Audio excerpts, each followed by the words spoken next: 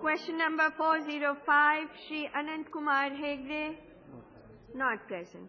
Question number 406, Shri Jagdish Thakur. Madam, मेरा प्रश्न number 406. Honorable Minister. Madam, each statement is laid on the table of the House. Thank you madam. Madam, मैं आपसे द्वारा माननीय मंत्री से जानना चाहता हूं कि देश में रोजगार देने वाला सबसे बड़ा ये विभाग है.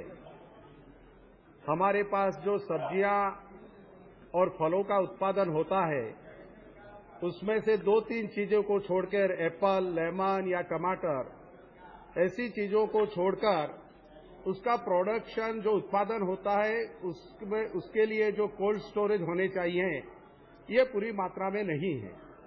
कोई नई टेक्नोलॉजी देश में लाके ये सभी ऋतुवार जो फलें हमारे पास है या सब्जियां हमारे पास उत्पादित होती है, इनके लिए कोई नई टेक्नोलॉजी लाके ये फलों का रस बनाया जाए, उसका प्रोडक्शन किया जाए. एग्रीकल्चर प्रोडक्शन के लिए कोई नई नीतियां या नई टेक्नोलॉजी सरकार ने कुछ सोची है? मैडम, ये इसीलिए महत्व का है कि जब किसान ये सब्जियां और फल तैयार करता है, सही टाइम पे उसे सही भाव नहीं मिलता और किसान बर्बाद होता जा रहा है. तो इसके लिए जो हमारे मेगा पार्क या कोल्ड चेन की जो भी सिस्टमें बनी हुई है, उनमें आवेदन कम आते हैं. पूछिए मैडम, तो मैं ये जानना चाहता हूं कि नई टेक्नोलॉजी लाके ये सभी ऋतुवार फल और सब्जियों का कुछ नई तरह से कुछ प्रोडक्शन करना सरकार चाहती है या नहीं? माननीय मंत्री महोदय. मैडम, बेसिकली ये सेक्टर में हमने बहुत ही डिटेल काम किया है और इसका प्रोसेसिंग लेवल कैसे बढ़ाया जाए. पिछले 5 साल में 6% टोटल था और उसको लेकर के हम 10% तक ले गए हैं. जो माननीय सदस्य कर रहे हैं, ये सही में कोल्ड चेन और सप्लाई चेन का इस पूरे चीज में सबसे बड़ा हर्डल है. लेकिन पिछले बजट में फाइनेंस मिनिस्टर ने जो इसमें रिलीफ दिया है, उससे इसमें निवेश बढ़ने की संभावना है और इंटीग्रेटेड कोल्ड चेन हम बना रहे हैं. अभी तक देश में ज्यादातर कोल्ड चेन जो है वो पोटैटो और प्याज और आलू के होते हैं, लेकिन इसमें डिफरेंट टेम्परेचर के लिए और उसके लिए हम 10 करोड़ रुपए तक का integrated cold chain with backward and forward integration grant तक देने की हमने फैसला किया है. यही नहीं, 30 मेगा फूड पार्क में हमने शुरुआत की है कि एक राज्य में एक मेगा फूड पार्क बने. कुछ मेगा फूड पार्क शुरू हो गया है, अगले फाइनेंशियल ईयर में और भी शुरू करेंगे हम.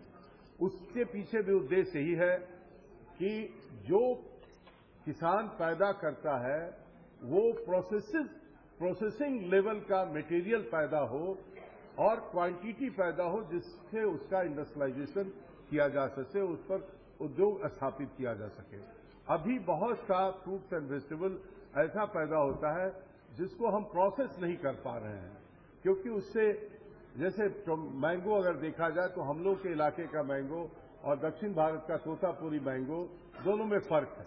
वो तोतापुरी मैंगो जो है प्रोसेसिंग होता है क्योंकि इसमें पल्प ज्यादा होते हैं, इधर के मैंगो में उस पल्प की मात्रा कम होती है. तो इसलिए इस पे पूरा काम किया है. अभी प्रधानमंत्री जी ने सारे राज्यों के मंत्रियों को बुला करके उनके साथ भी पूरे एक दिन का हम लोगों ने बैठक किया है और हम चाहते हैं कि राज्य सरकार इस पे थोड़ा ज्यादा जागरूक हो, क्योंकि एग्रीकल्चर और हॉर्टिकल्चर ये दोनों कहीं न कहीं राज्य सरकार से जुड़ा हुआ है. पेरिसेबल इंडस्ट्रीज के लिए एक अलग से राज्य सरकार थोड़ी अपनी नीति बनाए तो इसमें निवेश आना शुरू होगा, जो अभी नहीं आ पा रहा.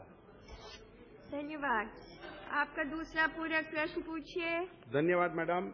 मैं आपके माध्यम के द्वारा माननीय मंत्री जी से जानना चाहता हूं कि मेगा फूड पार्क के लिए हमारे पास कितने आवेदन पत्र आए, उनमें से कितने का काम अभी चालू हुआ है, और मुझे जानकारी थोड़ी बहुत है, उसमें मुझे जानना है कि ये मेगा फूड पार्क की जो हमारी योजनाएं हैं उनमें थोड़ी बहुत क्षति होने की वजह से ये पूरे समय मर्यादा में चालू नहीं होती है, ये क्या सच है? माननीय मंत्री जी। मेगा फूड पार्क हमें पिछले फाइनेंशियल ईयर में 10 मिले थे और 10 में 6 पूरी तरह से काम शुरू हो गया है। 4 का फिर से हम लोग एक्सप्रेशन ऑफ इंटरेस्ट निकाल रहे हैं और जो जैसा मैंने कहा कि 30 टोटल करना है वो अगले फाइनेंशियल ईयर में और होगा तो हम करेंगे। मेगा फूड पार्क बैकवर्ड और फॉरवर्ड इंटीग्रेशन का एक कंसेप्ट है। ये कोई इंडस्ट्रियल एरिया सिर्फ बनाना नहीं है बल्कि किसानों के साथ से लेकर के बाजार तक और बीच में प्रोसेसिंग हब जो होगा वो फूड पार्क होगा। इसलिए समय इसमें लगता है लेकिन मैं समझता हूं कि 1-2 मेगा फूड पार्क तो मेरा बन करके तैयार हो चुका है और हम इसको कालबद्ध योजना के तहत ही करना चाह रहे हैं। ये हमारी प्राथमिकता रहेगी। श्री कुंवर जी भाई बावलिया।